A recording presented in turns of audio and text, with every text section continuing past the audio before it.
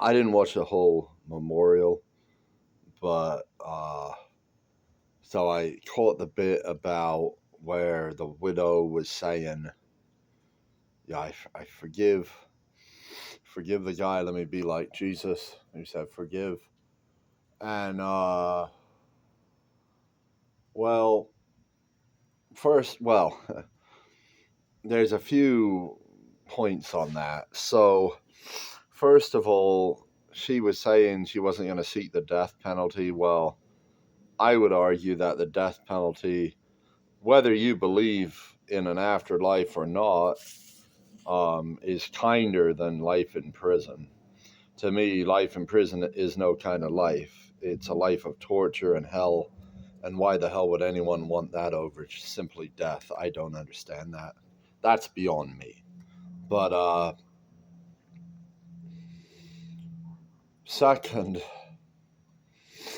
I think maybe what we've seen recently is some people who have been really kind of swept up in political movements, maybe stepping back a bit, maybe questioning some of the powers that they've served. And I think, well, I gotta be careful, right? But let me just leave it at that then. So I think we're seeing that. And I mean, Christ did call for compassion. So if you really are a Christian and you really do believe in the words of God, the words of Christ, well, you should seek to have compassion. However, that is very different than what Trump has promoted and what this administration has promoted. And I mean, Trump was honest about this. And it's not the first time he's been honest about this. I think back to when he first got into office this time, and he went to some Episcopal church and they talked about compassion, and he's like, oh my God, what is this? This is awful. And then apparently today he did the same thing, like, well, I'm sorry, Erika, maybe I should be like you, but I hate my enemies, blah, blah, blah. Well, hey, I give him credit for being honest. So at least we don't have to like argue about, is he a hater or is he kind? He acknowledges that hatred drives him. And I'm sure he's not the only person in his organization who hatred drives. And I'm also sure that hatred drives people on the left too, whether they're honest about it or not. And I don't want to say it's everyone, because just like there might be exceptions on the right where they've gotten swept up in this political ideology without intentionally being driven by hatred or knowingly being driven by hatred, there are people who certainly are and who act out of hatred and out of cruelty, which to me is even worse than feeling those emotions, is actually acting on them to hurt someone. So, okay, great. We've established that there are these two opposing views of how we should handle things. We don't have to use a religious basis for determining which is the correct way to act, which is the more intelligent way to act, because first, even if you hate some people, surely you don't hate everyone. Surely there are some people, maybe yourself, maybe some close friends, maybe some family, some allies. Surely there's someone you don't hate. You don't just want the whole world to suffer. Well, when you act with cruelty, what do you think's going to happen? people are going to react with hatred, with violence. And I know they should be forgiving, they should be the bigger people, but they're not going to be. So we need to live in a reality where we're acknowledging how people are going to be, while also recognizing how people should be. So,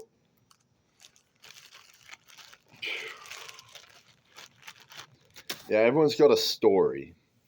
Everyone who does anything has reasons for why they did what they did. Maybe they were misinformed. Maybe they used poor judgment. Maybe they allowed hatred to crowd out their purpose, their mission, their spiritual self. But,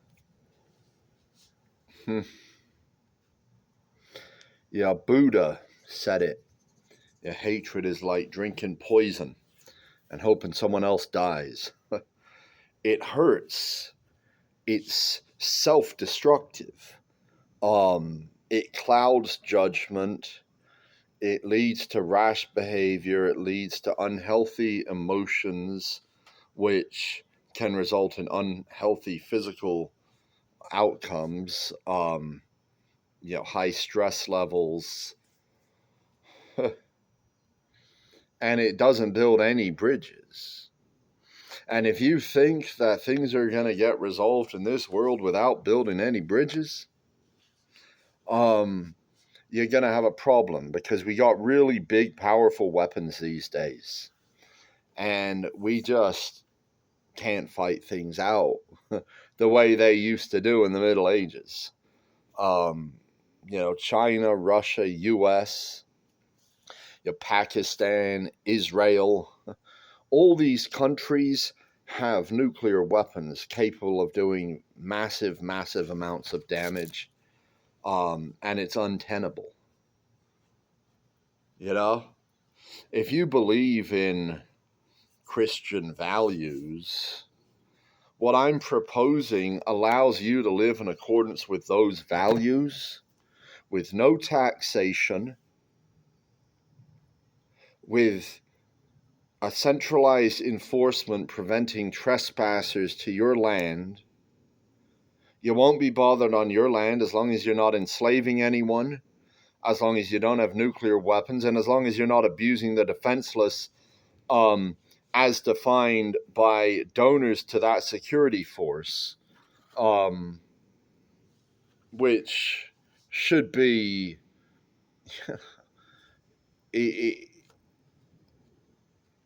you're going to have power, if you don't like where that definition is, to change that definition through donating, soliciting donations, and making moral arguments. You're not going to convince anyone to be moral in accordance with your morality through threats, through telling people we're going to punish you violently if you do these things we don't want you to do. That's just going to piss people off. It's going to make them hate you more.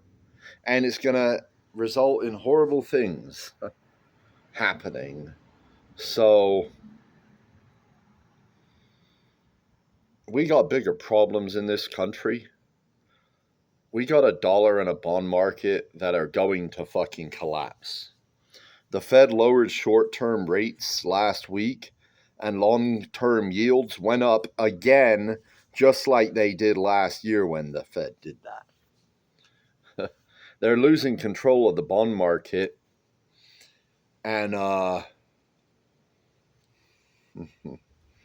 this fly is pissing me off, man.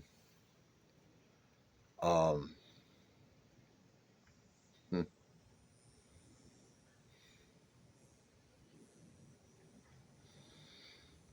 going to have some real problems to resolve, man. And if you're Trump, you've made a lot of enemies. You got through today. The defenses clearly were substantial enough, or the target was not attractive enough to have an incident where something tragic happened, but you're gonna lose power.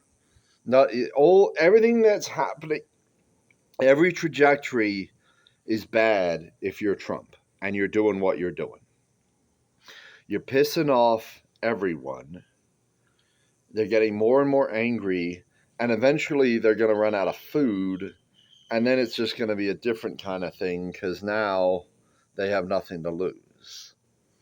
Meanwhile, you're purchasing power. The basis of your power is collapsing. The dollar is collapsing. The bond market is collapsing. This has been going on. It's a slow collapse, but it's been going on now for a few years. Um, Look at the price of gold. The price of gold is what it is. It's still an ounce of gold. It just costs a lot more dollars to get it because there's a lot more dollars floating around in the system, and there's going to be more dollars.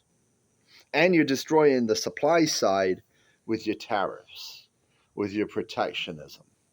This shit's all stupid, man. It's so fucking stupid, man. We need real freedom. We need real fucking markets, man. We don't need some central planner deciding who should win and who should lose. Land border policy should be set by landowners. If I want to employ guys on my land for whatever fucking price I want to offer them refuge for free. Whatever the hell I want to do, I should be free to do it if I'm a true landowner. If the government isn't the true landowner renting out little parcels to the peasants, you know? That's what we need. That's what we're going to get eventually. Because the basis of power will collapse, not because I'm saying it, but because that's just economics. Because the debt path is unsustainable. And the only way to prevent the bond market from collapsing is going to be the Fed doing yield curve control. If they haven't already done it behind closed doors, which some people say they have, that's going to destroy the currency, man. The party's coming to an end, and I'm trying to help. I'm trying to let you know so you can plan accordingly and make some smart decisions before it's too late. Because once this whole thing collapses, once Israel loses the ability to fund their military, the Iranians and, everyone else in the entire fucking region isn't going to be interested in a negotiation. They're going to be interested in claiming that territory and disposing of the people that are there in likely bad fucking ways. They're not real happy with the genocide that's gone on. Sorry. Who would have thought? Right? So, you're welcome. You're welcome. I give you what I can. See you later.